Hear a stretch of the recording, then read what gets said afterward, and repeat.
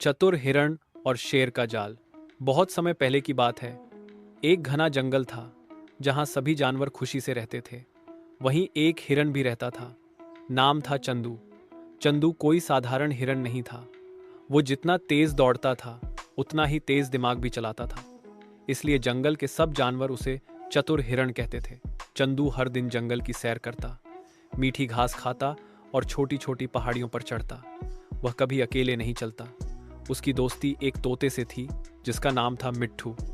दोनों हर दिन मिलते और बातें करते। लेकिन उस जंगल में एक शेर भी था, बबर। वह बूढ़ा हो चला था और अब शिकार करने में उतना तेज नहीं रहा था। बबर को चंदू हिरण का घमंड पसंद नहीं आता था। वो सोचता, एक दिन तो इसे पकड़ ही लूंगा, बहुत अकड़ दिखाता है। एक दिन बबर ने एक चाल चली। उसने झाड़ियों के पीछे एक गहरा गड्ढा खोदा और उस पर पत्तियां डाल दी। उसने सोचा, जब चंदू यहां से गुजरेगा वो इस गड्ढे में गिर जाएगा और फिर बन जाएगा मेरा लजीज खाना। बबर झाड़ियों में छुपकर बैठ गया, पर चंदू तो चतुर था। उसे रास्ता कुछ अजीब सा लगा।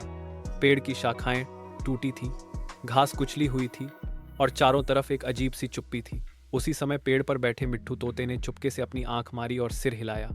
चंदू समझ गया जरूर कुछ खतरा है, लेकिन वो डरने वाला नहीं था।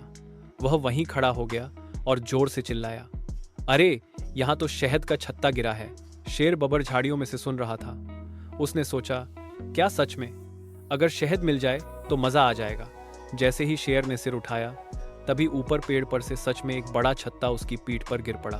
भन भनाते हुए सैकड़ों मधुमक्खियां शेर पर चिपक गईं और डंक मारने लगी। धूं धूं, भूं भूं, आउच! शेर जोर से चिल्लाया और भाग खड़ा हुआ। चंदू और मिट्ठू तोते की हंसी नहीं रुकी। चंदू ने मजे से कहा, बबर शेर चालाकी से नहीं, समझदारी से जीता जाता है। अगले दिन जंगल में सब जानवरों ने चंदू की तारीफ की।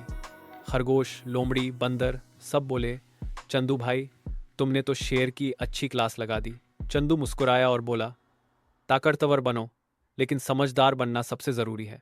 इसके बाद शेर ने कभी किसी को धोखे से पकड़ने की कोशिश नहीं की और चंदू हिरण जंगल का सबसे सम्मानित जानवर बन गया।